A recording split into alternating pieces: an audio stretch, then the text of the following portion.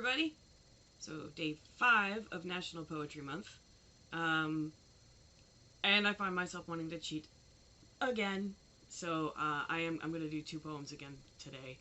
Uh, Only because, again, so many amazing poets. And this is from Martina Espada's book, Viva to Those Who Have Failed. I don't think that there's anything that Martina Espada could write that isn't just made of gold. Anyway, so I'm going to share that with you today. So the first one that I want to read out of this book is Heal the Cracks in the Bell of the World,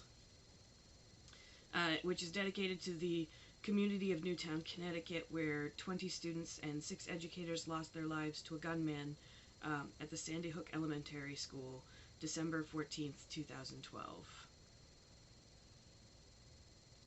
Now the bells speak with their tongues of bronze. Now the bells open their mouths of bronze to say, listen to the bells a world away. Listen to the bells in the ruins of a city where children gathered copper shells like beach glass. And the copper boiled in the foundry, and the bell born in the foundry says, I was born of bullets, but now I sing of a world where bullets melt into bells. Listen to the bell in a city where cannons from the armies of the Great War sank into molten metal, bubbling like a vat of chocolate, and the many mouths that once spoke the tongue of smoke form the one mouth of a bell that says, I was born of cannons, but now I sing of a world where cannons melt into bells. Listen to the bells in a town with a flagpole on Main Street, a rooster weather vane keeping watch atop the meeting house, the congregation gathering to sing in times of great silence. Hear the bells rock their heads of bronze as if to say, melt the bullets into bells, melt the bullets into bells. Hear the bells raise their heavy heads as if to say, melt the cannons into bells, melt the cannons into bells. Hear the bells sing of a world where weapons crumble deep in the earth and no one remembers where they were buried. Now the bells pass the world at midnight in the ancient language of bronze, from bell to bell, like ships smuggling news of liberation from island to island, the song rippling through the clouds. Now the bells chime like the muscle beating in every chest. Heal the cracks in the bell of every face listening to the bells. The chimes heal the cracks in the bell of the moon. The chimes heal the cracks in the bell of the world.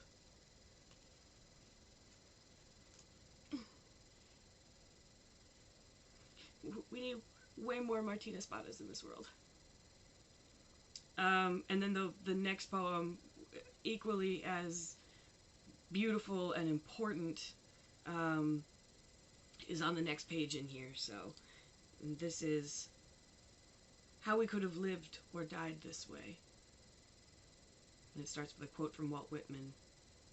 Not songs of loyalty alone are these, but songs of insurrection also.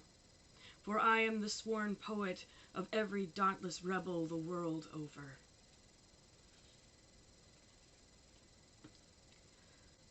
I see the dark-skinned bodies falling in the street as their ancestors fell before the whip and steel, the last blood pooling, the last breath spitting. I see the migrant street vendor flashing his wallet to the cops, shot so many times there were bullet holes in the soles of his feet. I see the deaf wood carver and his pocket knife crossing the street in front of a cop who yells, then fires. I see the drug raid, the wrong door kicked in, the minister's heart seizing up. I see the man hawking a fistful of cigarettes, the cop's chokehold that makes his wheezing lungs stop wheezing forever. I am in the crowd, at the window, kneeling beside the body left on the asphalt for hours, covered in a sheet. I see the suicides, the conga player handcuffed for drumming on the subway, hanged in the jail cell with his hands cuffed behind him. The suspect leaking blood from his chest on the back seat of the squad car. The 300-pound boy said to stampede barehanded into the bullets drilling his forehead. I see the coroner nodding, the words he types in his report burrowing into the skin like more bullets. I see the government investigations stacking, words buzzing on the page, then suffocated as bees suffocate in a jar. I see the next black man fleeing as the fugitive slave once fled the slave catcher, shot in the back for a broken taillight. I see the cop handcuff his corpse. I see the rebels marching, hands upraised before the riot squads, faces in bandanas against the tear gas, and I walk beside them unseen. I see the poets who will write the songs of insurrection generations unborn will read or hear a century from now, words that make them wonder how we could have lived or died this way, how the descendants of slaves still fled the descendants of slave catchers, still shot them, how we awoke every morning without the blood of the dead sweating from every pore.